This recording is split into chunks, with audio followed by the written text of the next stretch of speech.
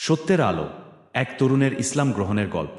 আহমেদ ছিল কায়রোর এক বিখ্যাত ফটোগ্রাফার।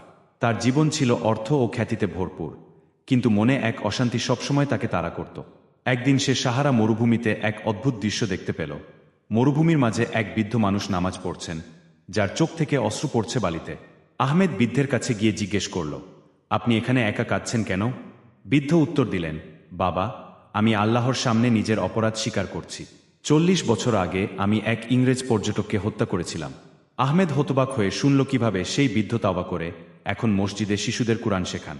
পরের 3 মাস আহমেদ কুরআন পড়া শুরু করল, স্থানীয় মসজিদে যেতে লাগল। তার ফটোগ্রাফিতে এখন শুধু আল্লাহর সৃষ্টির সৌন্দর্য ধারণ করতে চাইল, কিন্তু তার বন্ধুরা তাকে পাগল ভাবতে শুরু করল। 6 মাস পর আহমেদ পুরোপুরি ইসলাম গ্রহণ করল। তার ফটোগ্রাফি প্রদর্শনী আল্লাহর নিদর্শন সারা বিশ্বে আলোড়ন তুলল। আলীও ইসলাম গ্রহণ করে মিশরের এক অনাথালয়ে শিক্ষকতা শুরু করল।